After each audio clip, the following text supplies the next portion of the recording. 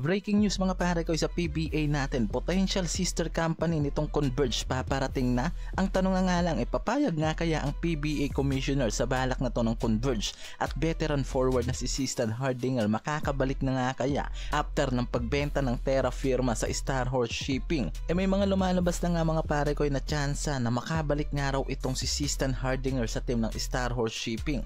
Tara't pag-usapan natin yan. Gumagawa na pala ngayon ng hakbang itong Converge para gumawa ng isang trading community sa PBA at magkaroon pa ng isang potential team na talagang may kabigatan ng pangalan sa PBA. Pero ang masama nga hakbang pa lang ito para sa Converge, pero hindi agad ito inaprubahan ng PBA commissioners, especially itong si Kume.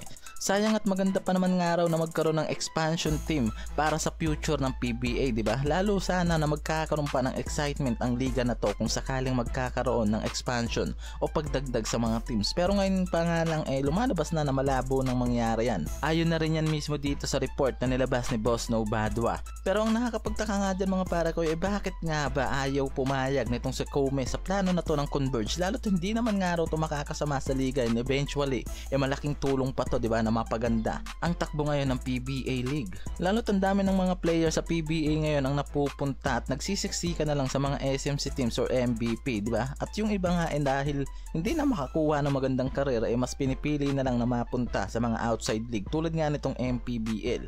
Pero talagang nakakapanghinayang na nga lang daw ngayon talaga ang balak na to ng Converge na gumawa ng expansion para sa mga team na hinarang naman agad nga nitong commissioners. Talagang nakakapanghinayang yung chance na yan na magkaroon pa ng expansion sa mga teams ng PBA, di ba? Lalo't mayaman din sana yung team na to at may tuturing na rin na pwedeng maging isang super teams na makakapasok dito sa PBA. Pero ganoon talaga mga paragoy. Lalo't ang lalabas nga magkakaroon talaga ng bagong kakompetensya itong SMC at MVP teams kung sakaling makakapasok itong bagong trading teams na magiging sister company sana nitong Converge FiberX na tatawagin nilang Delta Airlines, na willing sanang makipag-partnership sa PBA at ang balak nga ng mga to na kumuha ng mga veteran PBA players na gagawin nilang mga staff. And ang ganda nga raw sana talaga ng plano ng mga to, pero sa ngayon wala talagang balak itong si Kume na aprubahan ng bagay na yan.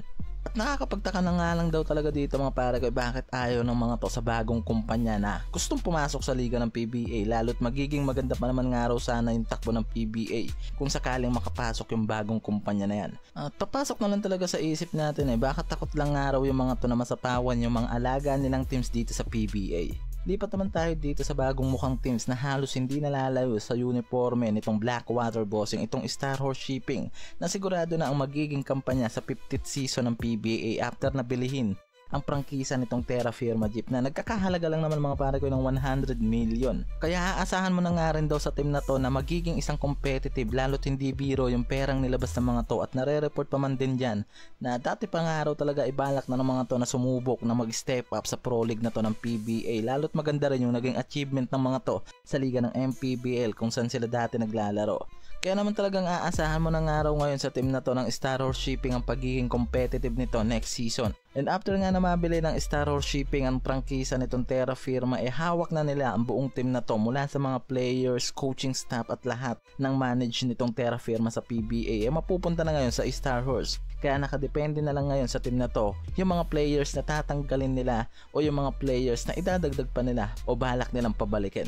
Kaya tumutunog na rin yung pangalan nitong si Sistan Hardinger na may pag-asa nga kayang mapabalik ng Star Horse Shipping ang veteran forward na to, lalo ngayon na wala pa rin nga raw itong ligang pinaglalaroan after ng naging retirement nito sa PBA. Base yan sa mga report mga para kaya, pero wala pang kumpirmado kung itutuloy ng Star Horse ang pagpapabalik dito sa veteran forward na si Sistan Hardinger. Ang tanong na nga lang kung balak pa rin nga raw bumalik nitong si Sistan sa PBA League.